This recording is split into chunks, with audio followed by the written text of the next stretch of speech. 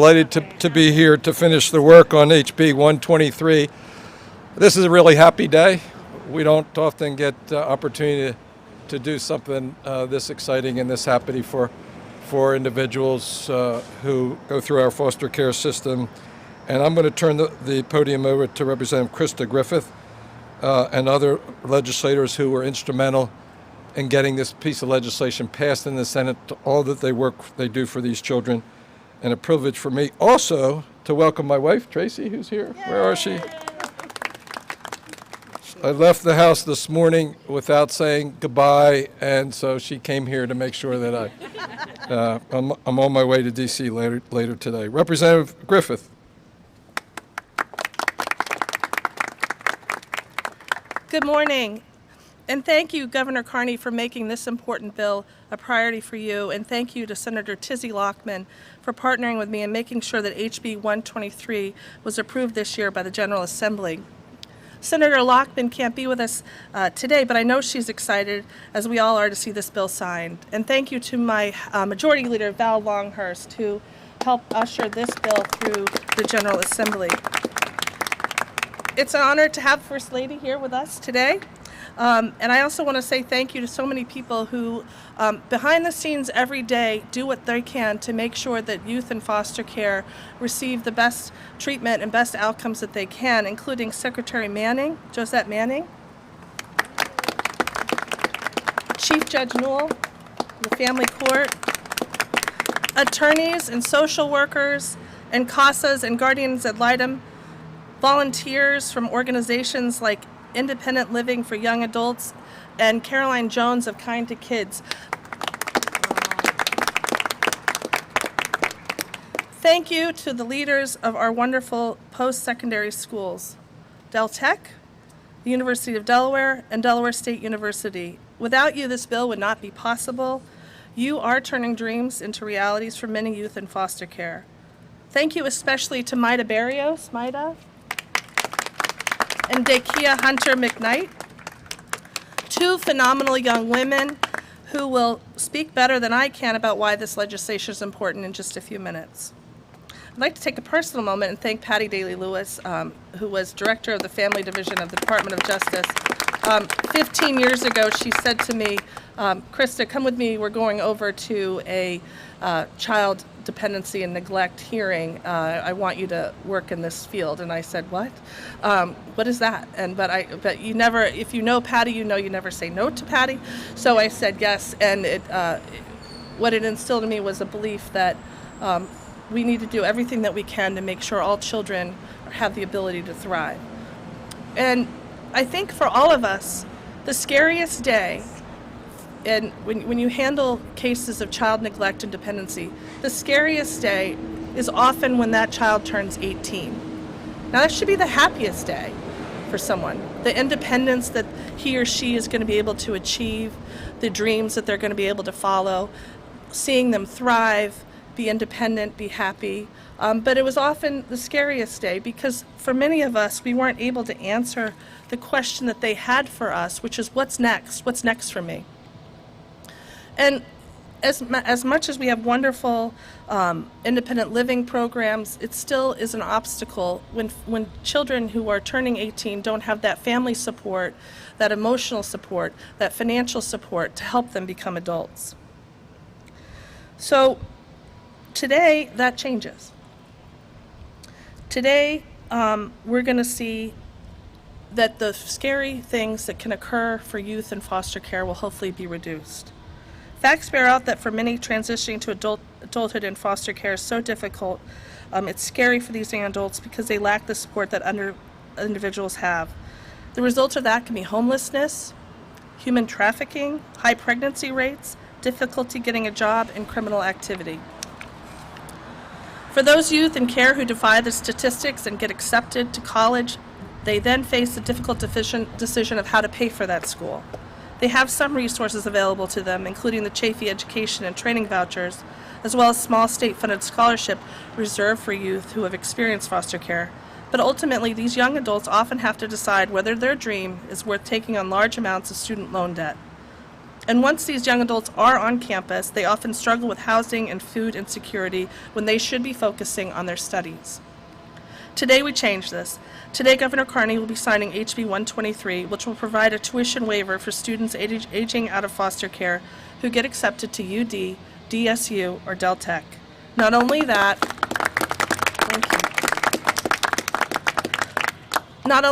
it will require the institutions that provide on-campus housing to ensure that these young adults have access to housing year-round and food support. For 10 years, the Kids Department has partnered with DSU to provide year-round on-campus housing for students who have aged out of foster care and were accepted to DSU. This partnership has been invaluable to giving the opportunity for a high-quality education to these students. So thank you to DSU for being a leader, and it's so exciting today that we extend the same opportunity at the University of Delaware and Del Tech.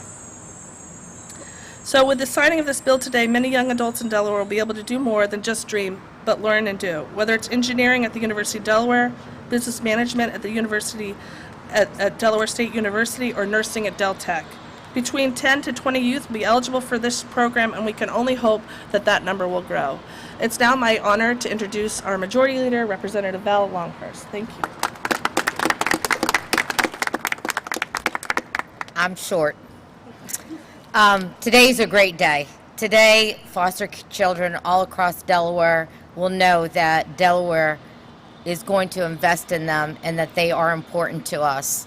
This has been a long journey to get here, and I want to thank Krista Griffith for her dedication and commitment to making sure that this bill gets through and working it as well as she did with all the people that supported her. So, Krista, thank you so much for your hard work on this. You're going to change a lot of lives. I would love to, another person I really need to point out is Carolyn from Kinda Kids. Every year she comes down to Legislative Hall and she asks for money to, for children to go to college, her foster children to go to college. And every year we fight to get that money, and we're challenged every year. But I want to thank you for your continued support and your fight and never giving up for your kids. Not going to spend a lot of time here because I need you to listen to some of the stories of why this bill is so important. And we have two people who are going to speak on that behalf, and you need to hear their stories, and you need to understand how important it is that we do fund this and that this bill does get signed and that our governor is taking this as a priority in his legislative agenda. So I have the honor, the great honor, to introduce Dakia Hunter Mcknight. Give her a big round of applause.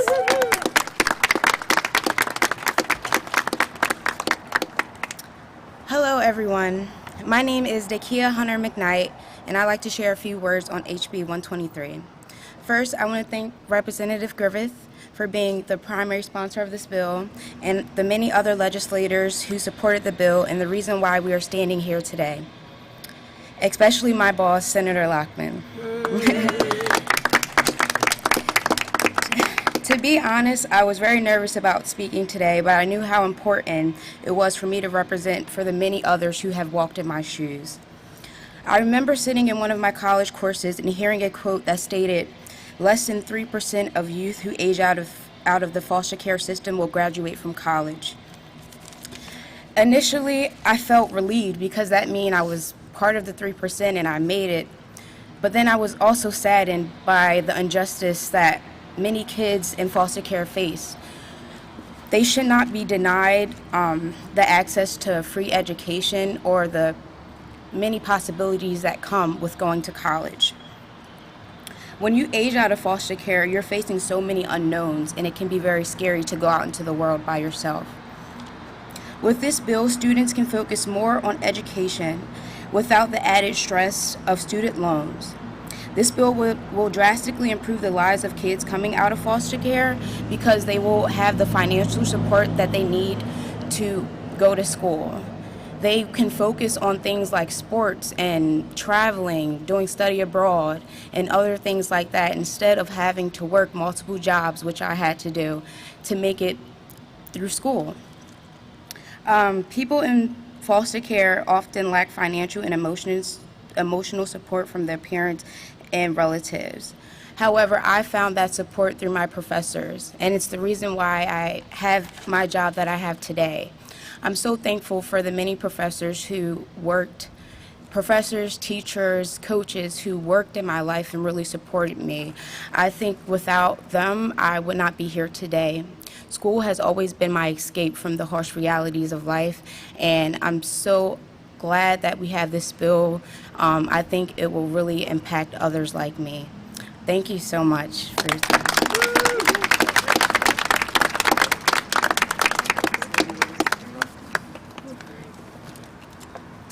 Next, we're going to hear from Maida Barrios. Maida.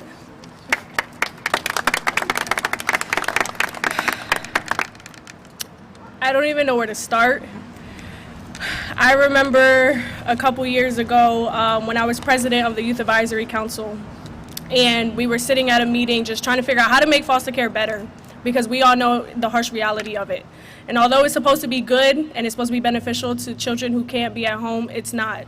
It's not beneficial. I remember us coming together and saying that we need something for college. So many of us are aging out, and we're going to college without the funds and having to take out loans and having to, like she said, do multiple jobs just to pay for different things, to pay for the bills. We're all alone. We have to pay all the bills ourselves. We have to pay for the food we eat. We have to pay for everything, and doing that alone was a challenge. And so I remember sitting at YAC saying we need to find a solution. At the time, Del State was the only one that provided foster youth housing for all 4 years, and we knew that we deserved better. I have to give a shout out to my vice president at the time, Rashawn King, who unfortunately couldn't make it. But we made it to go past the Youth Advisory Council, to take it beyond that, to take it to the governor's office, and to take it so that it's now a bill that the future can benefit from. Although I'm graduating this year, I am so happy that there's so many youth behind me that are going to be able to benefit from this. I'm graduating with scholarships that I had to endless nights cry for and work hard for and write long essays about why I deserved it. Simply because of all the things that I went through in life, I felt like I didn't deserve anything. Just recently this summer, I actually had no money to pay for my summer classes because I was behind a whole semester and I had no idea. But I had to figure out, how am I going to pay over $6,000 to pay for these summer courses so I can graduate in May of 2022 with my bachelor's in social work so that I can make the system better. And I had to look and look and look and look for scholarships, and one that was just made the month before I needed this scholarship was available. And I applied, and by the grace of God, I was given that scholarship to pay for my summer classes. If it wasn't for that scholarship, I wouldn't be graduating in May of 2022. So thank you to the representatives who pushed this beyond the Youth Advisory Council and made it a bill today so that the future generation of foster youth who are experiencing the hardships of foster care can experience what college is and experience getting a higher education so that they can be set up for success. Thank you so much.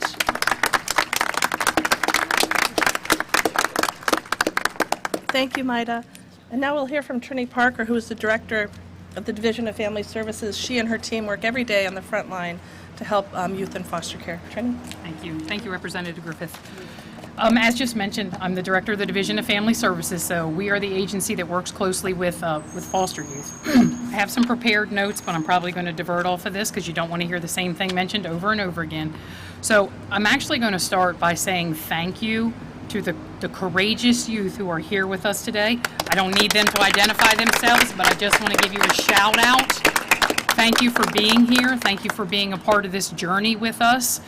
For many of you, just last night we had our Youth Advisory Council meeting that was attended by a whole bunch of youth. We talked a little bit about this, so we're ready. We're ready to go. We're going to spend the money. We're good. So I also want to take a moment to recognize Maida, who just spoke. Maida is a proud Hornet. As she mentioned, she's getting ready to graduate next year. We got a little shout out there for DSU. I'm not a DSU graduate, but I am kinda, because I graduated from Wesley. So I'm DSU adjacent now, right? Right, I'm DSU adjacent. So I had the chance to meet Maida when she was still in high school. We had an opportunity for a shadowing event. Maida jumped at the opportunity to spend the day with our Lieutenant Governor, Bethany Hall Long. She got to do some really great things, and from that point forward, she has kind of been riding this path with us, parallel. She never says no.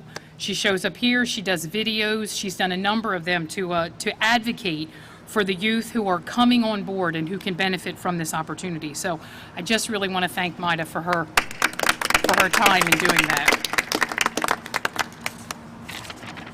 I also want to express my gratitude to the teams at Del State, the University of Delaware, and Del Tech. Their commitment to providing our youth with this opportunity and their continued partnership with the Children's Department was really crucial for us moving this forward. So I don't know if any of them are here. If you are, thank you very much. I appreciate your partnership. We've had some discussions about some of the services that we provide to our youth. So we've talked a little bit about independent living. And I just want to highlight the hard work of our independent living program manager, Sophia Elliott. Give us a little shout out. Sophie and a whole bunch of people work tirelessly to make sure that we have opportunities, and Sophie was very instrumental in helping us move House Bill 123 forward. In the Children's Department, you know, this is something that's extremely important to us. We're very, very happy to be here today. And I just want to recognize Secretary Manning for her tireless support of the efforts that we have, and also for her team, for those of us who are doing this work. So thank you, Secretary, for that. I also want to thank our Chief Policy Advisor, Meredith Seitz. Without her, I don't know how we would have moved forward with this. She manages all of our policies and takes care of things in Dover, so Meredith, thank you for that. And Jen Reaney, who is probably hiding behind a camera. Jen is our Community Relations Coordinator and makes sure that she highlights all of the great work that we are doing. So Jen, thank you very much for your commitment. So if any of you out there are interested, there will be information about this process available on our website, which is kids.delaware.gov. So please take the time to go there and check that out, including our youth, so that they can make sure they can take advantage of this opportunity. In closing, I just want to thank the prime sponsors of this legislation, Representative Krista Griffith, House Majority Leader Val Longhurst, Senate Majority Leader Whip Elizabeth Lockman, and Senator Nicole Poore for their advocacy and support. And finally, thank you, Governor Carney, for making this a reality today. Thank you all for joining us. Thank you, and last but certainly not least, Chief Judge Newell, phenomenal leader of the Family Court of the State of Delaware, who oversees these cases every day. Judge Newell? Old Chevy Chase there as I came up to the podium. Good morning. What a beautiful day it is, but also what a significant day this is in the state of Delaware. You know, in sports they call it a game changer, and this legislation clearly is a game changer. And I want to thank Representative Griffith, Representative Longhurst, Senators Lockman and Poore for their leadership on this. You know, as a father of 4 boys, I've said this, perhaps it's trite, but I think the best thing we can give our children is an education. Representative Griffith mentioned about, you know, the most exciting day should be when a youth turns 18. And for us in our foster care, our child welfare program, when we hear these cases, you know, that's when they age out. And I have to tell you that in my heart, you always wonder what's going to happen to that youth. And what the support is beyond that. Yes, we have extended jurisdiction, but we don't have what we have when the governor signs this bill, which is going to provide a future for so many youth that are deserving of this. A few years ago, Carolyn Jones asked me to do an introduction of a young man who was getting the Rising Star Award. This young man graduated from high school with a 3.8, wanted to go and study and be a biogeneticist. He just aged out of our extended jurisdiction. He changed his major, but he was a student at the University of Delaware. And you know, the hearings that we had to make sure that he had the finances in order, scrambling to get his tuition paid, looking from sources to get, you know, to help him. And then, of course, where's he going to live, and how's he going to pay for his meals? And this bill, and as I asked Representative Griffith this morning about the room and board provision, and I'm told that this is the only legislation in the country that will provide not only the tuition but the room and board, and that is so significant. So I can speak on behalf of all the judges in our court that we welcome this. This is a great day for the state of Delaware. It's a great day for the foster care system. You know, our partners, DFS, Division of Family Services, the Office of Child Advocate, They were recently able to steal Antonisha Busby, who was an independent living services worker, and now she's going to be the youth transition coordinator. This is going to add to their repertoire in terms of assisting our youth in the state. So the governor asked me to wrap up. That also means keep it short, and that's what I'm going to do and turn it back to the governor for the signing. So, but thank you for all the leadership here. I do appreciate it. Great day for Delaware.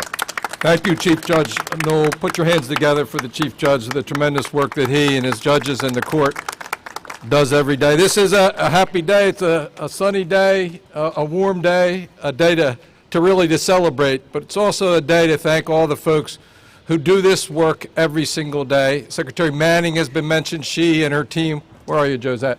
I'm right here. Secretary Manning might have the hardest job in state government, the work that they do, tremendous work. All the foster parents that make it possible for these children to. And I think the Chief Judge had it right, which is the best thing that we can do, the best gift that we can give to our children, and these are our children, is a good education. And that's exactly what this bill does. And so it's a privilege for me to finish off the great work of our legislators, Representative Griffith, Representative Longhurst, Senator Lockman, and all the rest, because they care about our children. Where is Representative? There she is. Maida and Dakia, why don't you hold Absolutely. one side here? There you go, this is your bill. And how about Maida and Lakia? Were they unbelievable? Put your hands together. They're the stars of this show.